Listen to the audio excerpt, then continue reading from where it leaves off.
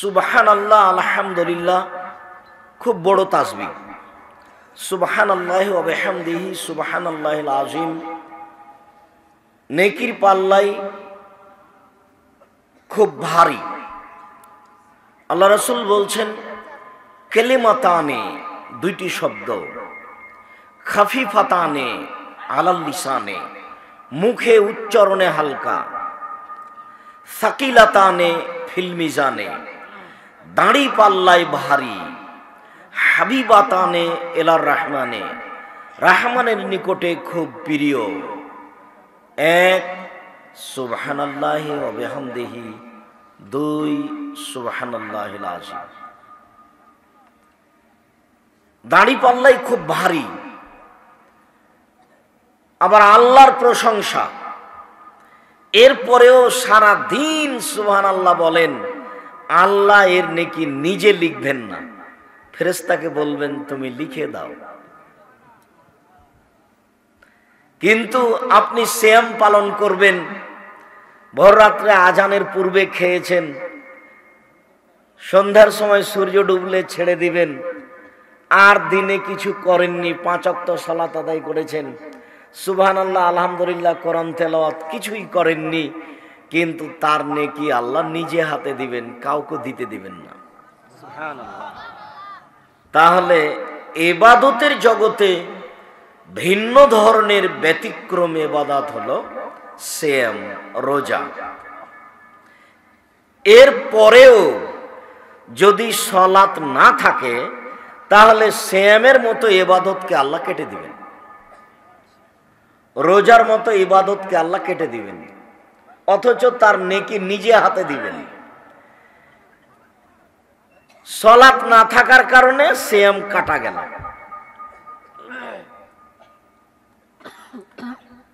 হজ একটা বড় ইবাদত।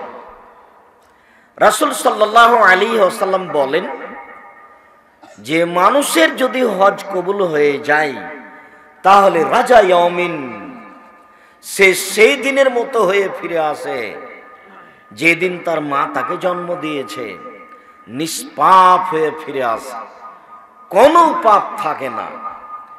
এরপরেও যদি ও সালাত আদায় না করে, তাহলে হজের ইবাদতকে আল্লাহ কি করবেন? কেটে দিবেন। তাহলে ইবাদতের জগতে সবচেয়ে ভিন্ন ধরনের ব্যতিক্রম ইবাদত হচ্ছে সালাত। রাসূল সাল্লাল্লাহু আলাইহি ওয়াসাল্লাম বলেন, লাইসা শাইউন আকরামু ইনদাল্লাহি মিনাদ দুআয়ে, আল্লাহর নিকটে সবচেয়ে প্রিয় কাজ দোয়া করা, প্রার্থনা করা, কিছু চাওয়া। আল্লাহ তুমি আমার ভ্যানটার ব্যবস্থা করে দাও, এর নাম চাওয়া। আল্লাহ আমার বাড়ি ঘর নেই, তুমি 5 শতক জমির ব্যবস্থা করে দাও, এর নাম চাওয়া। আল্লাহর কাছে চাওয়া আর মানুষের কাছে চাওয়ার মধ্যে পার্থক্য আছে। আপনাদের এইটা গ্রামের নাম কি? লক্ষ্মী কলা। তো এই গ্রামের একটা ধনী মানুষের কাছে কালকে টাকা চেয়ে নিয়ে এসেছেন, আপনার ছেলের হাত ভেঙে গেছে বলে খুব অনুরোধ করে 5000 টাকা কর্জ নিয়ে এসেছেন যে মেডিকেলে নিয়ে যাবেন। কালকে দিয়েছে 5000। আজকে আবার কি যেন একটা দুর্ঘটনা হয়েছে, সে আবার গেছেন যে ভাইজান আমি খুব বিপদে পড়েছি আজকে, তা আবার 3000 টাকার জন্য এসেছি। তখন উত্তর বলবে, তোর জন্য কি টাকা বানাই? এটা হলো মানুষের চরিত্র। একটা ফকির যদি 2 দিন 3 দিন আপনার বাড়িতে আসে, তাহলে ফকিরের উপর আপনি বিরক্ত হয়ে যাবেন। কালকে তুই আসিসনি, কালই তো তোর হাতে টাকা দিলাম, এর আগেও তো একদিন দিয়েছি, তার মানে আপনি বিরক্ত হয়ে গেলেন। মানুষের কাছে চাইলে মানুষ বিরক্ত হয়, আর আল্লাহর কাছে না চাইলে আল্লাহ রাগান্বিত হন। দুইটা দুই রকম। মাল্লাম ইয়াসালিল্লাহ ইয়াগযাব আলাইহি, যে আল্লাহর কাছে চায় না আল্লাহ তার উপরে রাগ করেন। আর যে যত চায় তার উপরে তত খুশি, যে যত চায় তার উপরে তত খুশি। লাইসা শাইউন আকরামু ইনদাল্লাহি মিনাস সাওয়াল, চাওয়ার চেয়ে আল্লাহর নিকটে চাওয়ার চেয়ে আল্লাহর কাছে কোনো কাজ প্রিয় নয়।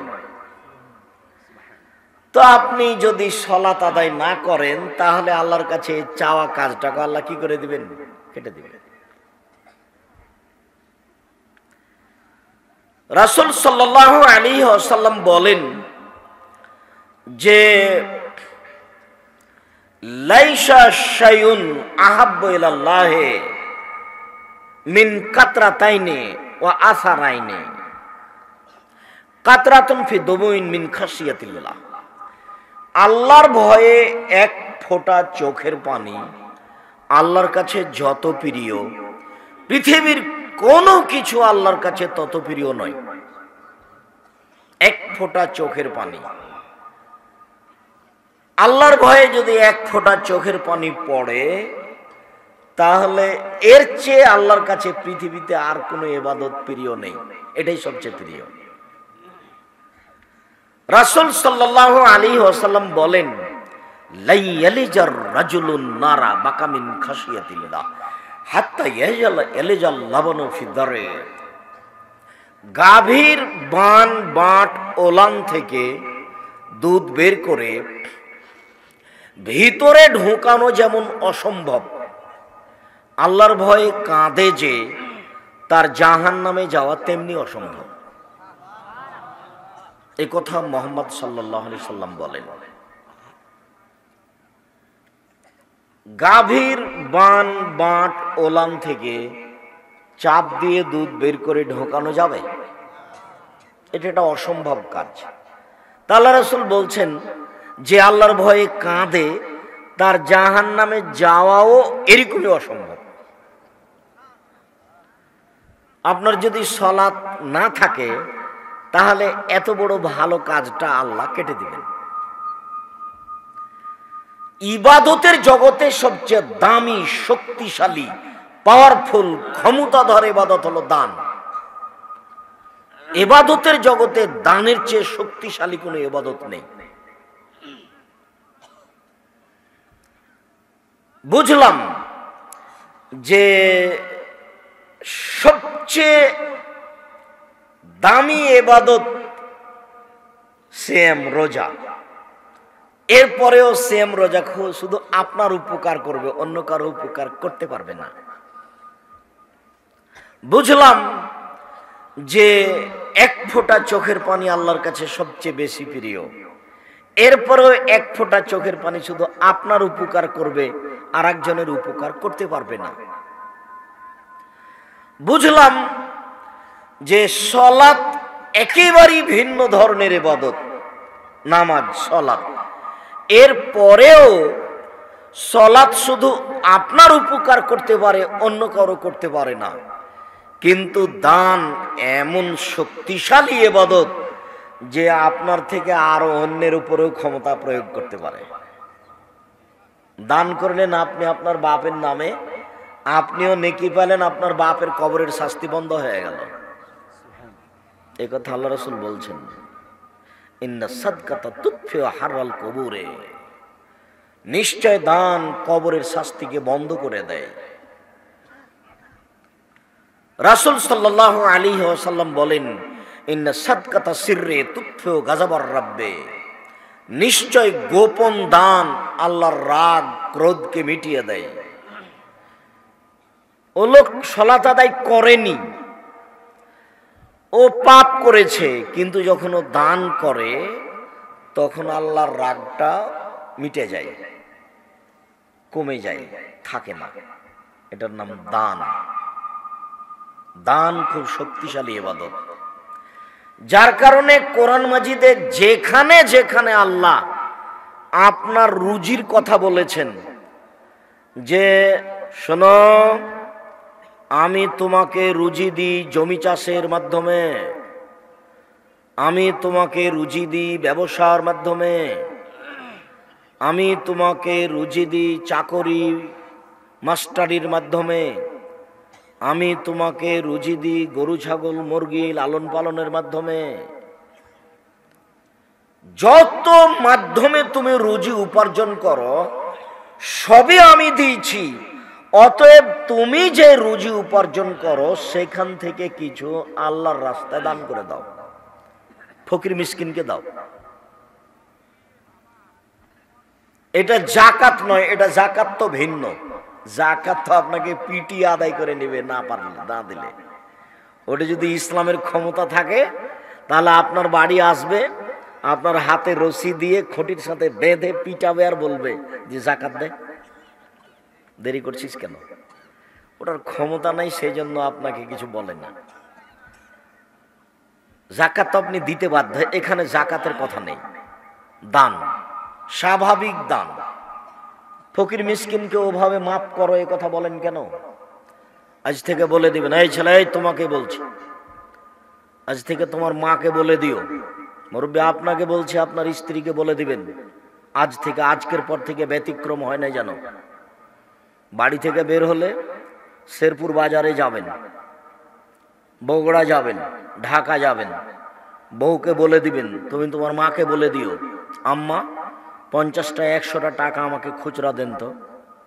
500 টাকার নোট খালি পকেটে থাকে, ফকির যখন আসে তখন খালি বলি মাফ কর, মাফ কর।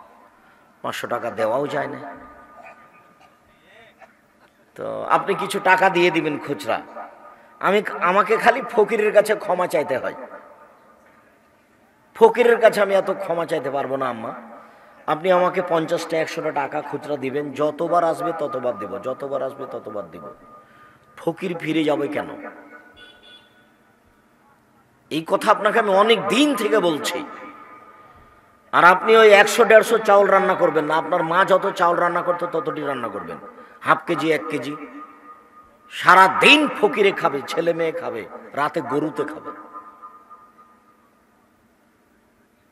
এই কোন স্বভাব হলো যে 1-150 চাউল রান্না করেছেন, তারপর মেহমান এসেছে, তখন বলছে যে দুপুরের সময়তে তাহলে মেহমানকে খেতে দিলে কি করবা?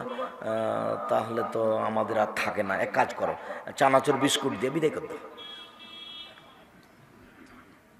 এই স্বভাব কেন? বেশি করে রান্না করতে হবে, মেহমানকে খাওয়াতে হবে। আর যুবক, আমি তোমাকে তো বলেছি, তোমার বউ তো বুঝে না, তোমার বউয়ের তো স্বভাব ভালো নয়, তোমার বউ তো মেহমান দেখলে ভয় পায়। তোমার বলা উচিত, তোমার বউকে তুমি বলে দিও, আম্মা আপনি আমার সাথে থাকবেন খাবেন, আব্বা আপনি আমার সাথে থাকবেন খাবেন। আমার যত বোন আছে, বোনের ছেলে মেয়ে যারা আসবে তারা আমার সাথে খাবে থাকবে। আমার বাপের বন্ধু বান্ধব যত আত্মীয় স্বজন আছে, বংশীয় হোক আর আত্মীয়তার সাথে হোক, সব আমার বাড়িতে আসবে থাকবে খাবে, চিন্তা করবেন না, আপনি আমার সাথে থাকেন। তোমার বউয়ের স্বভাব তুমি জানো না, যে তোমার বড় বোনের ছেলে এসেছে কাল, তো তোমার বউ নাক সিটকানি দেয়।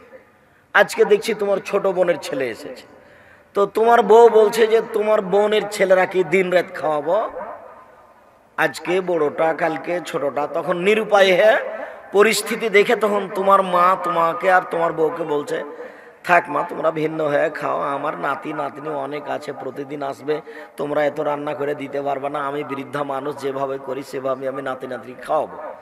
তোমাকে তো ভারী লাগছে, কিন্তু তোমার মা তো আর ভারী করতে পারবে না। তোমার বোনের ছেলেকে তোমার মা তো আর ভারী করতে পারবে না। তোমার ভাইয়ের ছেলেকে তোমার মা তো আর ভারী করতে পারবে না। তোমার মা তো আর বলতে পারবে না, যা এখন আসছিস কেন, তোকে খেতে দিতে পারবো না। একবারে খোলা বলে দিতে হবে, সবাই তোমার বাড়িতে খাবে। শোনো, আল্লাহ শুধু তোমাকে আর তোমার বউ 2 জনকে রুজি দিচ্ছিল, এবার তোমার মা আসলো 3 জনকে রুজি তোমার হাত দিয়ে দিবে। এবার তোমার বাপ আসলো 4 জনকে তোমার হাত দিয়ে রুজি দিবে। এবার তোমার বোনের ছেলে এসেছে 5 জনকে তোমার হাত দিয়ে রুজি দিবে। তোমার হাতটাকে কিভাবে আল্লাহ বাড়াচ্ছে দেখো। যত মানুষ বেশি হবে তত তোমার বাড়িতে বরকত হবে। তুমি এক হাতে দেখবা যে 10 জন 20 জন মানুষকে খাওয়াচ্ছ। আর যত মনটা সংকীর্ণ করবে তখন দান করা তো দূরের কথা, ভিক্ষা বের করা কঠিন হবে। ভিক্ষা বের করতে ভারী লাগবে। গ্রামের মক্তবের ওই লোকটা যদি এসে 1 পো 250 চাউল চায়, 250, তাহলে তোমার বইয়ের মাথা খারাপ হয়ে যাবে। ইবাদতের জগতে সবচেয়ে দামি, শক্তিশালী, ব্যতিক্রম, ভিন্ন ধরনের পাওয়ারফুল ইবাদত হলো দান। কোন ইবাদত এর কাছে টিকতে পারে না। নীতিগতভাবে দান করতে শিখবেন, নীতিগতভাবে ফকির মিসকিনকে দিতে শিখবেন, কৃপণতা কেটে যাবে। আর কৃপণ লোক জান্নাতে যায় না। আল্লাহ রাসূল সকাল সন্ধ্যায় এভাবে বলতেন, আল্লাহুম্মা ইন্নী আউযু বিকা মিনাল বুখলে, হে আল্লাহ তোমার কাছে আমি কৃপণতা থেকে বাঁচতে চাই। তাহলে কৃপণতা কি জিনিস, যার থেকে নবী দিন রাত বাঁচতে চাইতেন? আল্লাহ তুমি আমাকে কৃপণতা থেকে বাঁচাও, আল্লাহ তুমি আমাকে কৃপণতা থেকে বাঁচাও। আবার রাসূল সাল্লাল্লাহু আলাইহি সাল্লাম বলছেন, সালাসাতুন মুহলিকাতুন সালাসাতুন মুনজিয়াতুন, 3 ধরনের কর্মে মানুষ ধ্বংস হবেই। 3 শ্রেণীর মানুষ ধ্বংস হবেই। তার 1 শ্রেণীর মানুষ হচ্ছে সহনমতা, কৃপণতাকে মেনে নেয়। যে 10 টাকা দান করতে চেয়েছিল, তারপরে কোন এই বাচ্চা, ছেলেটা আপনার সামনে দিয়ে হাঁটছে কি করে? ও তো কথা বুঝে না, কিন্তু আরেকজনের তো ক্ষতি করছে। খুব সাবধান। কোনো বাচ্চা উঠতে চাইলে কিছু সময়ের জন্য তাকে আটকিয়ে রাখবেন। আর দয়া করে আপনি এখন কোনো পেশাব পায়খানার আমাকে প্রয়োজন দেখাবেন না, অল্প সময় পরেই যাবেন। আপনি মনে করবেন না যে আব্দুর রাজাক সাহেব এসেছেন তাতে কি হলো, বাদাম খাবো আর বসে থাকবো। এই নোংরা আচরণ আমাকে দেখাবেন না, আপনাকে আমি অনেক ভালোবাসি, আর বগুড়ার লোক হিসেবে আরো ভালোবাসি।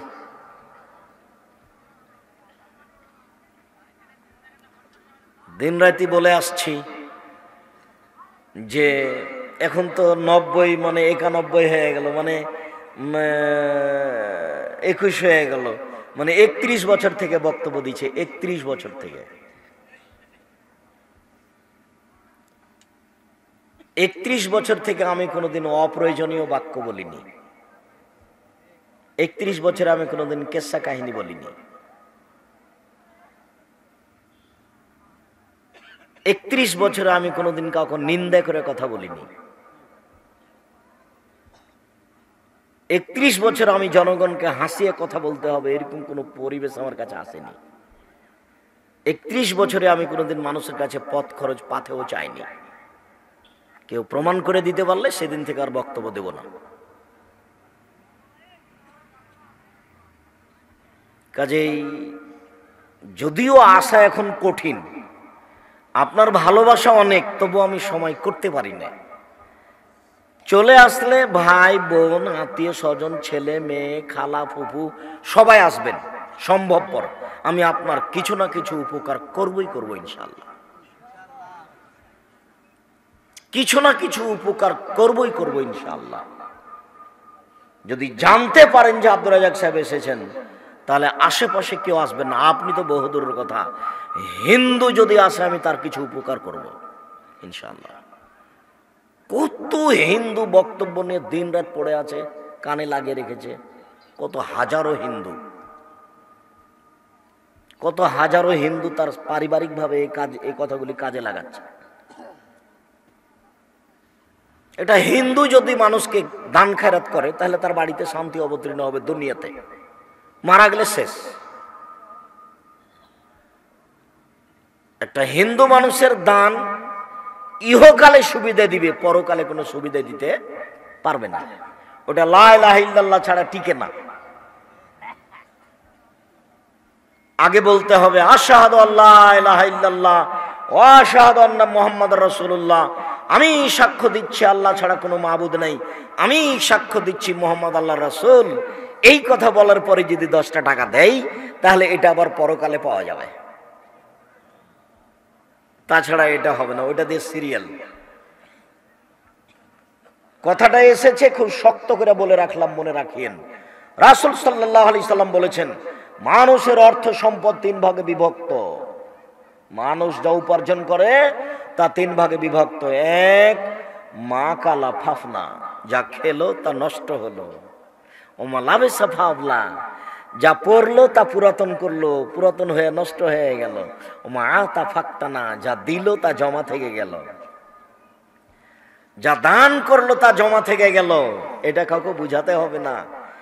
যেটা ফকিরে বলে সেটাই ঠিক, কিন্তু আপনার কৃপণতার কারণে আপনি ফকিরকে ভালো করে ভিক্ষা দিতে পারেন না। আবার ভিক্ষা দিচ্ছেন কোনগুলো?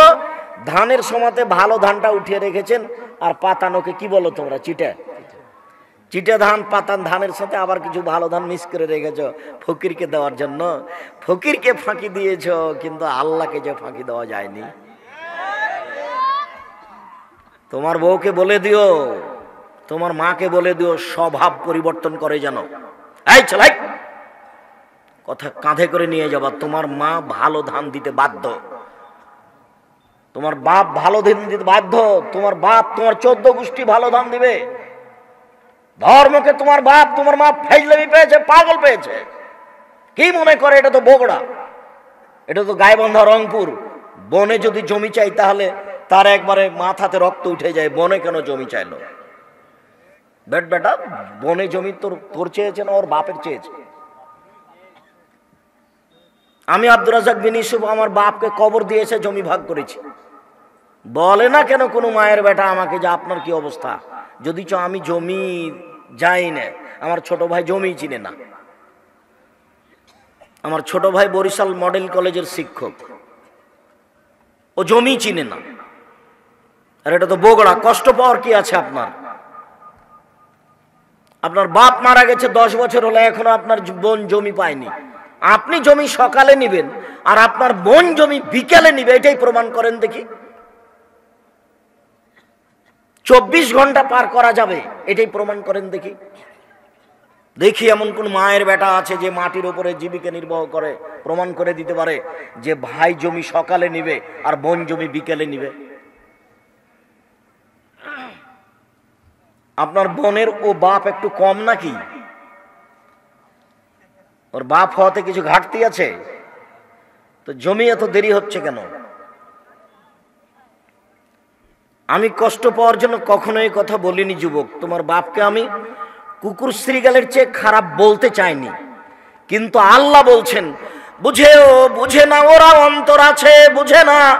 দেখেও দেখে না ওরা চক্ষু আছে, দেখে না। শুনেও শোনে না ওরা কান আছে, শোনে না। উলাইকা কালানাম, তারা পশু প্রাণীর মতো, তারা গরু ছাগলের মতো, তারা কুকুর শ্রীগালের মতো। ভালো আজাল বরং তার চেয়ে খারাপ। কুকুর শ্রীগালের চেয়ে খারাপ কে? গরু ছাগলের চেয়ে খারাপ কে? বলে যে বাপের জমি জায়গা বাড়ি ঘর আছে, কাজ করতে পারে, তবু যৌতুক নিয়েছে, সেই কুকুর শ্রীগালের চেয়ে খারাপ।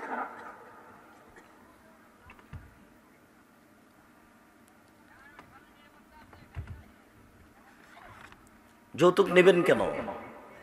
ভিক্ষা করা টাকা দিয়ে তো চাউল কিনে ভাত খেয়ে বাদাত কবুল হবে? যৌতুকের টাকা দিয়ে ভাত খেয়ে চাউল কিনে ভাত খেয়ে বাদাত কবুল হবে না। মোটা কথা। বনের জমি দিতে দেরি হলো কেন? কুকুর শ্রীগালের চেয়ে খারাপ মানুষ, এ কথা আল্লাহ বলছেন, আমি বলিনি। আপনি বলেন সে কে? মানুষের হক মেরে খেয়ে তাহাজ্জুদ পড়ে জান্নাত কিনা যাবে না। জমি জোর করে দখল করে তাহাজ্জুদ পড়ে জান্নাত কিনা যাবে না। সমাজের নেতৃত্ব দিয়ে মানুষের উপরে জুলুম করে, মানুষকে জেলে দিয়ে, মানুষকে অপমান করে জান্নাত কিনা যাবে না। মৌলভী হিসাবে ভাবে জান্নাত কিনা যায় না। বলছিলাম, সম্মানিত দিনী ভাই বোন, সবচেয়ে শক্তিশালী পাওয়ারফুল ইবাদত হলো দান। এর পরেও যদি আপনি সালাত আদায় না করেন, নামাজ না পড়েন, তাহলে দানটাকে আল্লাহ কি করবেন? কেটে দিবেন। এবার বলেন তো দেখি, মানুষের জীবনে সবচেয়ে জরুরি কাজ কি হলো? সালাত। কোনোদিন এর সাথে আপোষ করবেন না। উপস্থিত বৈঠকের দিনই মুসলিম বোন যারা বসে আছেন, গল্প করবেন না, মুখখান বন্ধ করেন। ঢং ঢং করে এসেছেন, আবার তো ঢং ঢং করে গল্প করতে চলে যাবেন, অথচ আপনার জন্য আমি এসেছি। মুখ বন্ধ করেন। আমি কি বলছি এদিকে লক্ষ্য করেন। মানুষের জীবনে সবচেয়ে জরুরি কাজ কি হলো তাহলে? সালাত। মানুষের জীবনে দ্বিতীয় জরুরি কাজ হলো হালাল রুজি। যদিও এখানে একটা কথা আছে যে হালাল রুজি যদি না হয় তাহলে নামাজও বাতিল। নামাজও বাতিল মানে হালাল রুজি যদি না হয় তাহলে সালাত কবুল হবে না। হারাম খাদ্য খেয়ে, সুদের টাকা দিয়ে চাউল কিনে ভাত খেয়ে সালাত কবুল হবে না। ঘোষের টাকা দিয়ে চাউলের ভাত খেয়ে সালাত কবুল হবে না। জমির ধানের ওসর না বের করে সেই ধানের চাউলের ভাত খেয়ে সালাত কবুল হবে না। এদেশের কোনো এনজিওতে চাকরি করে সেই টাকা দিয়ে চাউল কিনে ভাত খেয়ে ইবাদত কবুল হবে না। এদেশের কোনো ব্যাংকে চাকরি করে সেই চাকরি দিয়ে টাকা দিয়ে ভাত খেয়ে ইবাদত কবুল হবে না। জনাব, আপনি তো মনে করেছেন ব্যাংকে চাকরি করি, লোন পেয়েছি, ব্যাংকের লোনে বাড়ি করেছি, ছেলে মেয়ে খুশিতে আছে। ধর্ম পাগল হয়ে গেছে আপনার কাছে। ব্যাংকের লোনে বাড়ি করেছেন, বাড়ি 3 তলা 4 তলা হয়ে গেছে, বউ খুশিতে ঘুরে, ছেলে মেয়ে খুশিতে ঘুরে, 3 তলা বিল্ডিং এ থাকে। এই ধর্মের নাম ইসলাম, মানে যে তার নাম মুসলিম। এদের বিচার হবে বিচারের মাঠে, বিচারে পাপ নাকি ওজন হবে, কারো ছাড় নেই। এই ধর্মের নাম ইসলাম, যারা মানে তারা মুসলিম। এদের বিচার হবে বিচারের মাঠে, খুব কঠিন। কবর যত কঠিন, কিয়ামত তার চেয়ে অনেক বেশি কঠিন। কিয়ামতের মাঠ যত কঠিন, জাহান্নাম তার চেয়ে অনেক অনেক অনেক বেশি কঠিন। রাসূল সাল্লাল্লাহু আলাইহি সাল্লাম বলেন, লা ইয়াদখুলুল জান্নাতা বাখিল, কৃপণ জান্নাতে যাবে না। দান করতে শিখেন। ইবাদতের জগতে ভিন্ন ধরনের ব্যতিক্রম ইবাদত হলো দান। এর পরেও যদি সালাত না থাকে তাহলে দান কাটা যাবে। মানুষের জীবনে দ্বিতীয় জরুরি কাজ হচ্ছে হালাল রুজি। হালাল রুজি না থাকলে সবই যাবে। মানুষের জীবনে তৃতীয় জরুরি কাজ হচ্ছে কোরআন তেলাওয়াত করা। 24 ঘন্টায় একবার না একবার কোরআন তেলাওয়াত করতেই হবে। যদি বেশি না পারেন, নিচে নামতে নামতে নামতে নামতে সূরা ইখলাস, সূরা ইখলাস বুঝেন কি? কুল হুয়াল্লাহু আহাদ। এবার বুঝতে পারলেন কি? কুল হুয়াল্লাহু আহাদ আল্লাহুস সামাদ লাম ইয়ালিদ ওয়া লাম ইউলাদ ওয়া লাম ইয়াকুল লাহু কুফুয়ান আহাদ। 3 বার পড়লে একবার কোরআন মাজিদ পড়ার সমান নেকি হবে। বিশাল ব্যাপার। খালি নেকি ব্যাগে ভরে নেন, ওর অভাব নাই। নেকি একবারে লুটে নেন। যখন একটু থামবেন, বাড়িতে বসে একটু কাজ টাজ করার পরে বসেছেন একটু, আউযু বিল্লাহি মিনাশ শাইতানির রাজিম, বিসমিল্লাহির রহমানির রহিম, কুল হুয়াল্লাহু আহাদ আল্লাহুস সামাদ লাম ইয়ালিদ ওয়া লাম ইউলাদ ওয়া লাম ইয়াকুল লাহু কুফুয়ান আহাদ, বিসমিল্লাহির রহমানির রহিম, কুল হুয়াল্লাহু আহাদ আল্লাহুস সামাদ লাম ইয়ালিদ ওয়া লাম ইউলাদ ওয়া লাম ইয়াকুল লাহু কুফুয়ান আহাদ, বিসমিল্লাহির রহমানির রহিম, কুল হুয়াল্লাহু আহাদ আল্লাহুস সামাদ লাম ইয়ালিদ ওয়া লাম ইউলাদ ওয়া লাম ইয়াকুল লাহু কুফুয়ান আহাদ। এই পুরো কোরআন মাজিদ পড়ার সমান নেকি হয়েছে, পুরো কোরআন। আপনাকে 1 বছর লাগবে। এখানে লোক যদি হিসাব করা যায় 1999 জন লোক বের হবে না যে একবার কোরআন মাজিদ পড়ে বছরে। রমজান মাসে আসে তখন ছেঁচড়া ছেঁচড়ি করে কি করে, 2 বার 1 বার বেটি ছেলে মহিলা মানুষ সেই করে টান মান করে কি যে করে আল্লাহ ভালো জানে। অথচ রাসূল সাল্লাল্লাহু আলাইহি সাল্লাম বলছেন 3 দিনে একবার, অন্যথায় 7 দিনে একবার, 15 দিনে একবার, না হয় মাসে একবার। এর বেশি আল্লাহ নবী বলেননি। আর আমার সময়ই হয় না, খালি ব্যস্ত। আজও বলছে যে আব্দুর রাজ্জাক সাহেব এসে যাইতে তো হতো, কিন্তু একটু কাজ লেগে গেছে, ব্যস্ত। দেখেন আপনি জিজ্ঞাসা করে আশেপাশে, ব্যস্ততা এবার মরলে নাকি ব্যস্ততা কমবে। আল্লাহর রহমতের অভাব নেই। আপনি 3 বার পড়েন, 1 বার কোরআন মাজিদ পড়ার সমান কি হবে? মানুষের জীবনে সবচেয়ে তৃতীয় জরুরি কাজ কোরআন মাজিদ পড়া। মানুষের জীবনে চতুর্থ জরুরি কাজ হলো দুইজন যেখানে বসে আছে সেখানে না বসা। দুজন বসে আছে, আপনি ওখানে যায়েন না, ওখানে কারো বদনাম হতে পারে। আপনি খালি গিয়ে যদি বলেন হ্যাঁ ঠিকই বলেছে, আসলেই খারাপ, এখন আর তাহাজ্জুদ মাহাজ্জুদ যা আছে একটাও টিকবে না, সব নিয়ে জাহান্নাম চলে যেতে হবে। আরেকজনের মানে এই হক নষ্ট হয়ে গেছে, ওর মান সম্মানের হানি হয়েছে।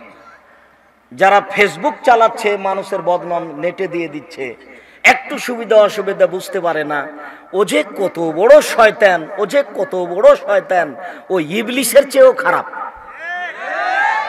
ও মনে করছে যে আর একজনের বদনাম আমি নেটে দিয়েছি, আমি বদনাম করেছি, লোকে তাকে ঠকিয়ে দিয়েছে, লোকে তাকে খারাপ বলে। তুমি ফেসবুকে লিখেছো কেন? এই ছেলে, রাসূল সাল্লাল্লাহু আলাইহি ওয়াসাল্লাম বলেছেন, মান সাতারা মুসলিমান সাতারাহুল্লাহু ফিদ দুনিয়া ওয়াল আখিরাহ। কেউ যদি মানুষের দোষ ত্রুটিকে গোপন করে, তো আল্লাহ তার ইহকালে এবং পরকালের সব দোষ ঢেকে দিবেন। রাসূল সাল্লাল্লাহু আলাইহি সাল্লাম বলছেন যে আল্লাহ নবী বলেছেন, বিচারের মাঠে আপনাকে এইভাবে অন্তরালের তার বাহু দিয়ে আড় করে বলবেন, তুমি দেখো তো এটা কি, তোমার এইসব পাপ তুমি চিনতে পারছো কি? জি হ্যাঁ আমি চিনতে পারছি। এটা কি তোমারই পাপ? জি। এর কাউকে দেখতে দিবেন না, আড় করে। তুমি কি মনে করো যে আমার ফেরেশতারা অন্যায়ভাবে লিখেছে? জি না, না, জি অন্যায়ভাবে লিখে মনে করি না, আমি মনে করছি যে জাহান্নাম আমার হয়ে গেছে। তখন আমাকে বলছেন আল্লাহ, শোনো, তুমি মানুষের দোষ ত্রুটি ঢেকে রাখতে, আমি আল্লাহ তোমার দোষ ত্রুটি ঢেকে দিলাম, তুমি জান্নাতে যাও। তুমি ফেসবুকে মানুষের বিরুদ্ধে লিখে তুমি খুশি উড়াচ্ছ, তুমি মানুষ না পশু? তোমাকে যদি শিক্ষিত বলে তো পশুকে? তোমাকে যদি মানুষ শিক্ষিত বলে তাহলে কুকুর শ্রীগালকে?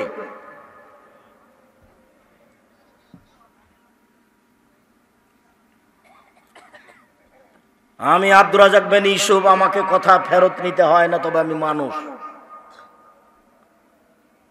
জাতির কাছে আমাকে কথা ফেরত নিতে হয়নি, তবে আমি মানুষ। ভুল কোথাও থাকতেও পারে। এইভাবেই রাসূল সাল্লাল্লাহু আলাইহি সাল্লাম বলছেন। আর আপনি একটা মানুষের বদনাম তাকে ঠগানোর জন্য উপরে লিখে দিলেন, সারা দুনিয়ার কাছে জানিয়ে দিলেন, এটা কি?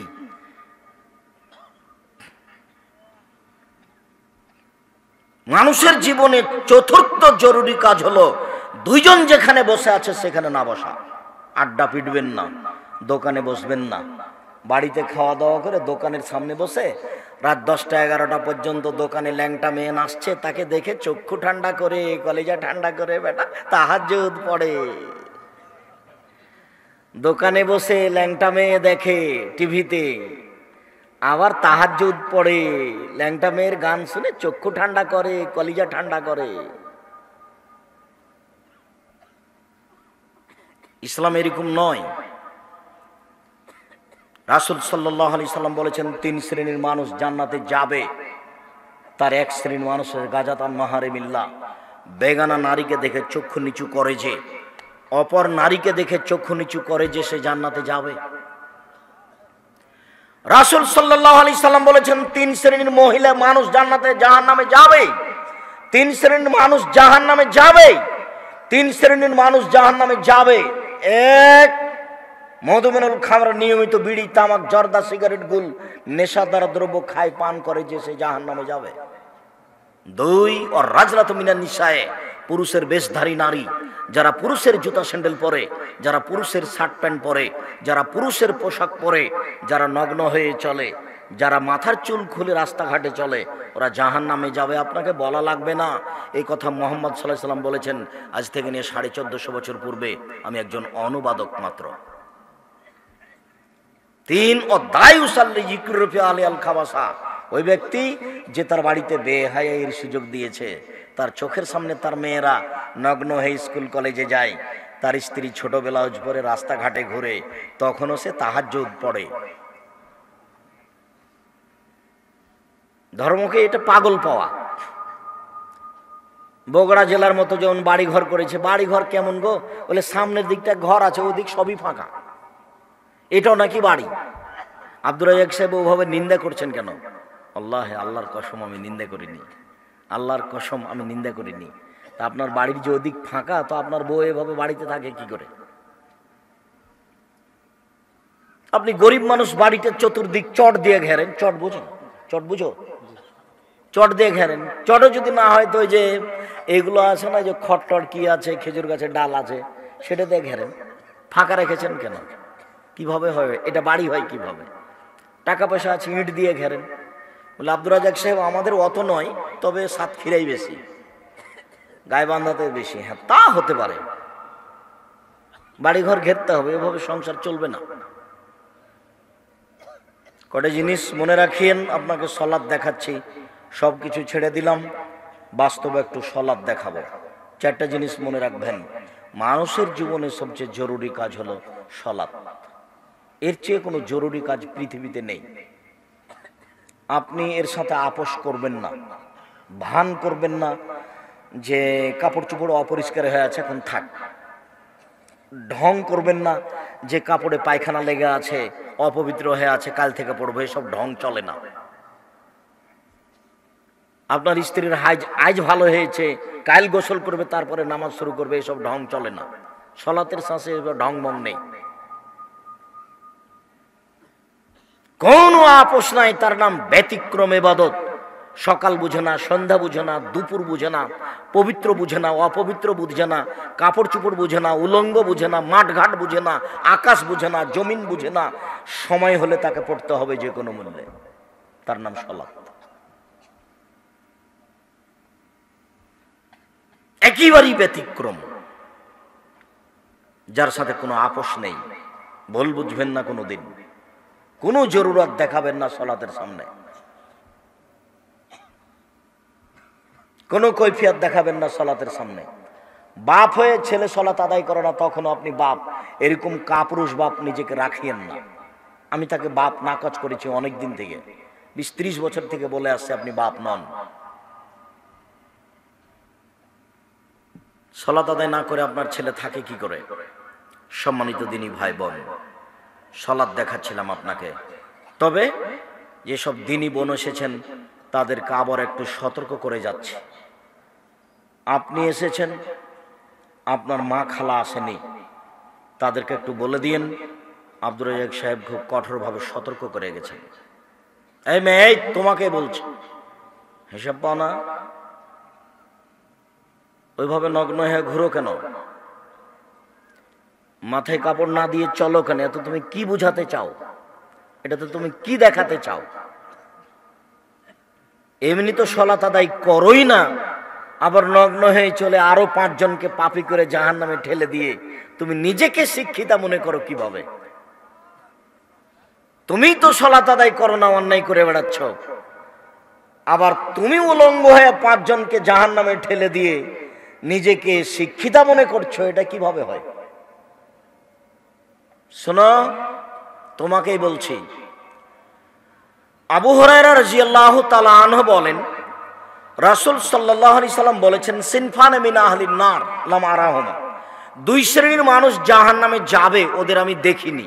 আল্লাহ নবী বলছেন 2 শ্রেণীর মানুষ জাহান্নামে যাবে, ওদের আমি দেখিনি। এক, কওমুন মাহুম সিয়াত, 1 শ্রেণীর মানুষ তাদের হাতে থাকবে লাঠি, কাজনাবিল বাকারে, গাভীর লেজের মতো, একদিক মোটা একদিক চিকন। গাভীর লেজ মানে একদিক মোটা একদিক চিকন, এরকম লাঠি তাদের হাতে থাকবে। এজরবে বিহান নাস, তারা মানুষকে মারবে। যারা সমাজে মারামারি করে, যারা লাঠি নিয়ে ছোটে, যারা লাঠিয়াল, যারা সমাজকে দমন করতে চায়, যাদের হাতে লাঠি থাকে, এরা জাহান্নামে যাবে। জুলুমবাজি করে জান্নাত কিনা যায় না, লাঠি দেখিয়ে ক্ষমতা দেখিয়ে জান্নাত কিনা যায় না। মাটির মানুষ নরম হয়ে থাকতে হবে, অত বিচার নেওয়ার প্রয়োজন নয়, অত মামলা করতে যেতে হবে না। সিলেট কোর্টে 5,000 কোটি টাকার মামলা। কেন? আমি বক্তব্যে কবি নজরুলের নিন্দা করেছি। এই জন্য কি নিন্দা করেছেন? কবি নজরুল ইসলাম বলেছেন, মসজিদের পাশে কবর দিও ভাই, তাহলে গুনাহগার কবর শাস্তি, কবরের আযাব হতে পাইবে রেহাই। এরকম একটা বাক্য আছে যে মসজিদের পাশে কবর দিলে কবরের আজান শুনতে পাবে, আর কবরের শাস্তি থেকে ও কি পাবে? রেহাই পাবে। তা আমি বলেছি ভুল হিসাব। কবরের পাশে কেন? কারো কবর যদি কাবা ঘরের নিচে হয় তবে রক্ষা হবে না। কর্ম যা বিচার তাই হবে, কর্মের বিচার হবে। কাবা ঘরের নিচে কবর হলেও রক্ষা হবে না বিচারের মাঠে। তাহলে আবু জাহাল, আবু লাহাবের কবর কাবার পাশে আছে, ওরা জান্নাতে চলেই গেছে।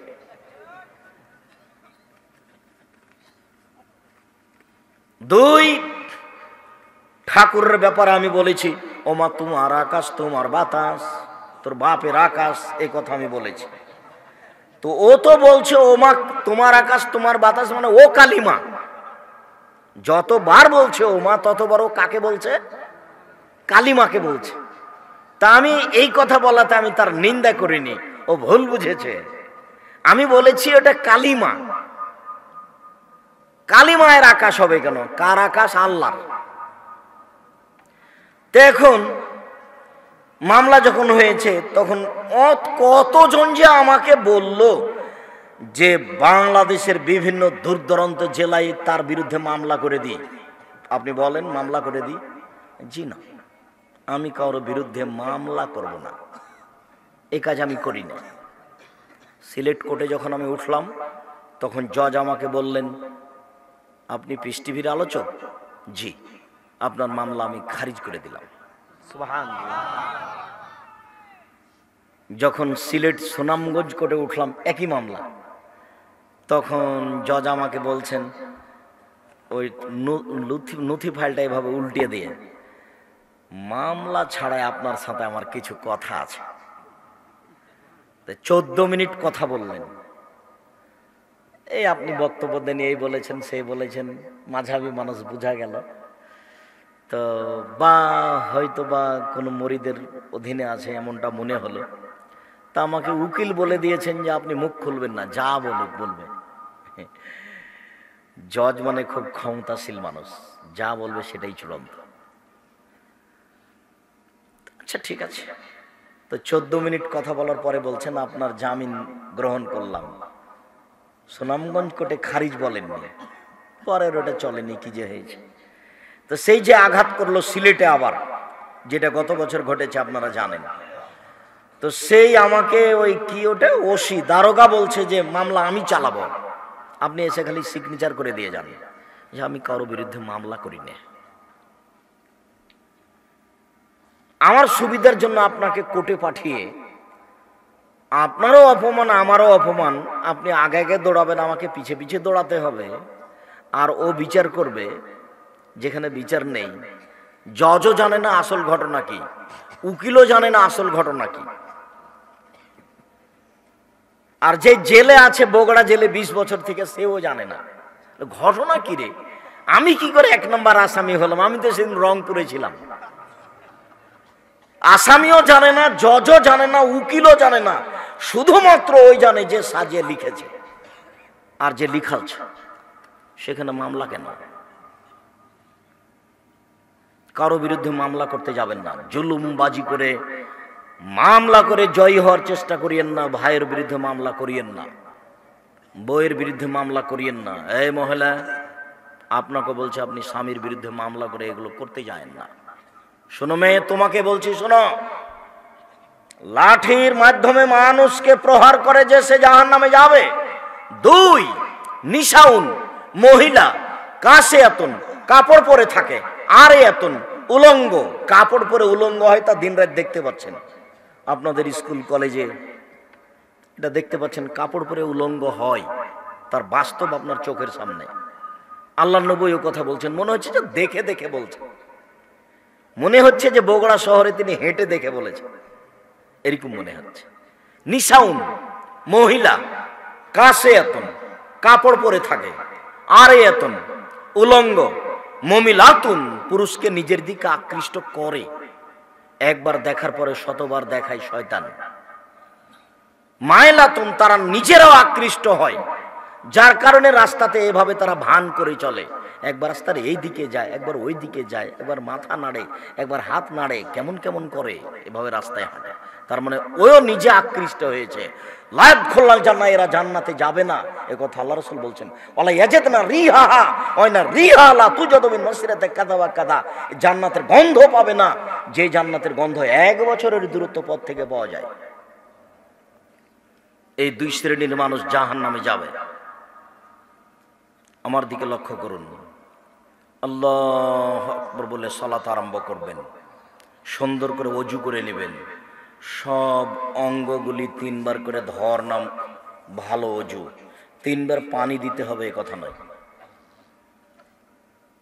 একবার ধুইতে গিয়ে যদি 10 বার পানি দেওয়া লাগে দেন, 3 বার পানি দেওয়া নয়, 3 বার ধোয়া।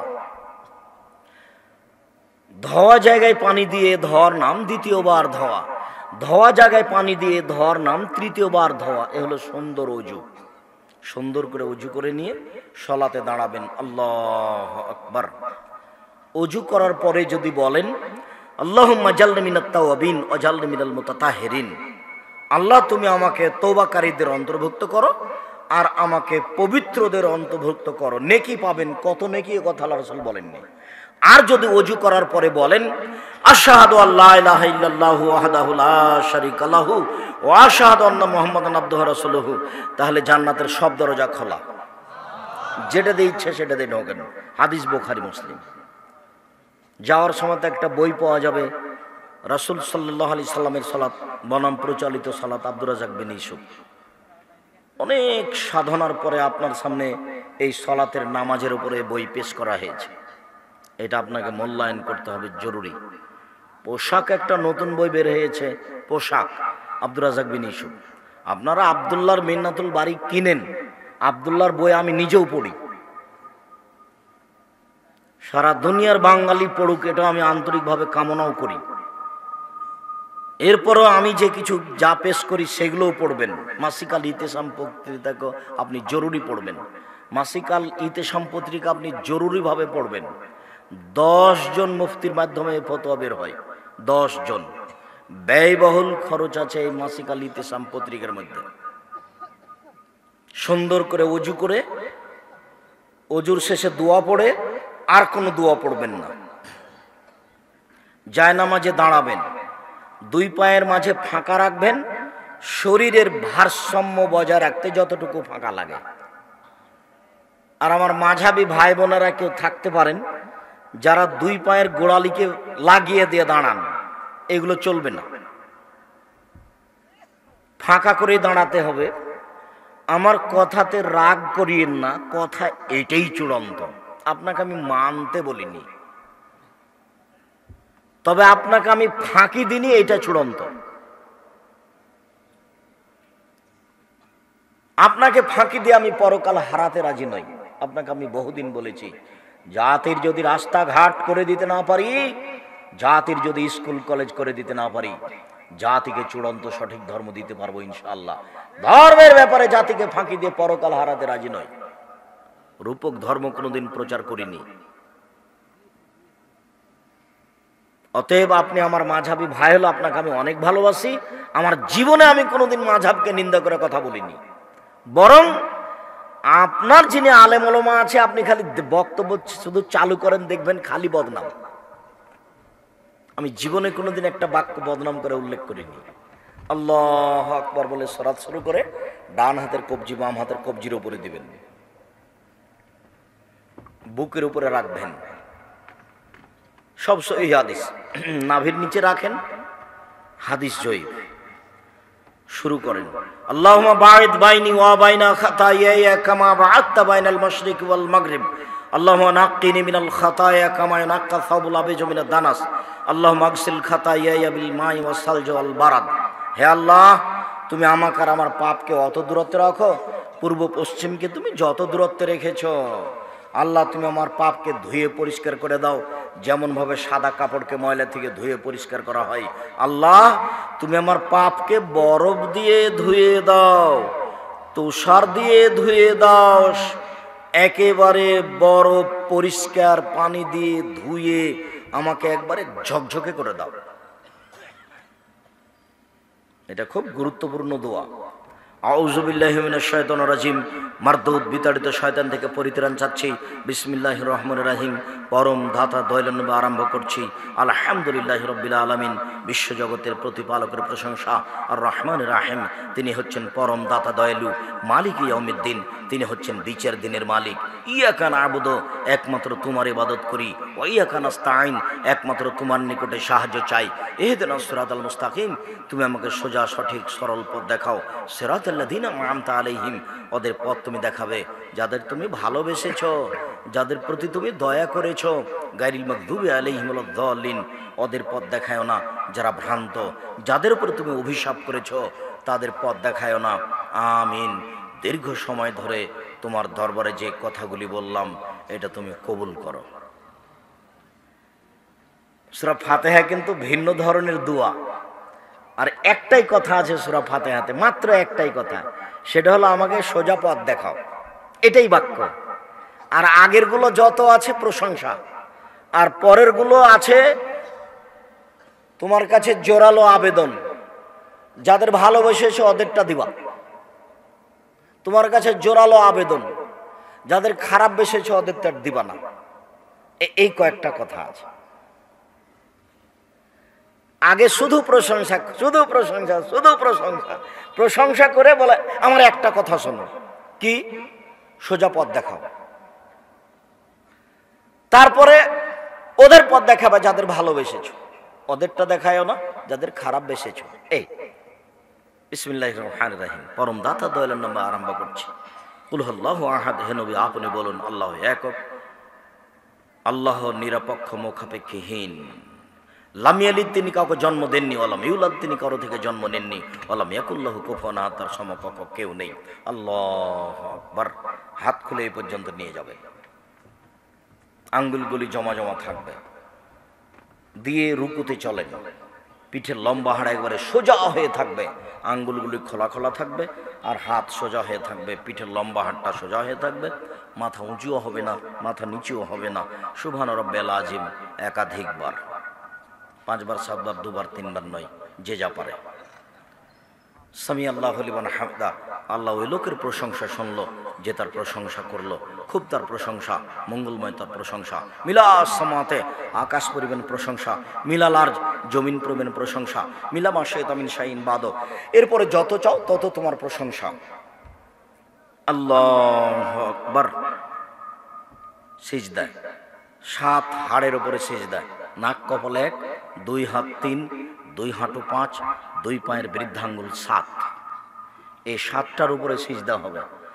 অন্য সময় আপনি গাও চুলকাতে পারেন, গাও চুলকালে, কিন্তু সিজদার সময় চুলকাতে পাবেন না। সিজদার সময় যদি হাত উঠিয়ে চুলকান তাহলে এখন 6টা আছে মাটিতে লেগে। যদি পা উঠিয়ে পা চুলকান তাহলে 6টা আছে। আর একসাথে যদি হাতও উঠান, পাও হটান, হাত দিয়ে গাও চুলকাচ্ছেন আর পা দিয়ে পা উঠিয়ে চুলকাচ্ছেন, এখন মাটিতে কয়টা আছে বলেন তো দেখি? 5টা। আর আল্লাহ নবী আদেশ করেছেন কয়টা রাখতে হবে? 7টা। কি কি বলেন তো? নাক কপাল 1, 2 হাত 3, 2 হাঁটু 5, 2 পায়ের বৃদ্ধাঙ্গুল 7। সুবহান রাব্বিল আলা। উঠে আসেন, দোয়া পড়েন, আবার যান, উঠে আসেন, 1 রাকাতে ভাবে, আর 1 রাকাতে ভাবে। আত্তাহিয়াতুর বৈঠকে পায়ের পাতার উপরে বসবেন। সালামের বৈঠকে বাম পা ডান দিকে বের করে দিবেন, পিছন নিতম্বের উপরে বসবেন। বাম হাতের আঙ্গুলগুলি জমা জমা রেখে হাঁটুর উপরে রেখে দেবেন। ডান হাতের আঙ্গুলের কনিষ্ঠ সহ 2টাকে জমা করে 3য় আঙ্গুলের নখের উপরে পেটটা রাখবেন। করেন তো দেখি।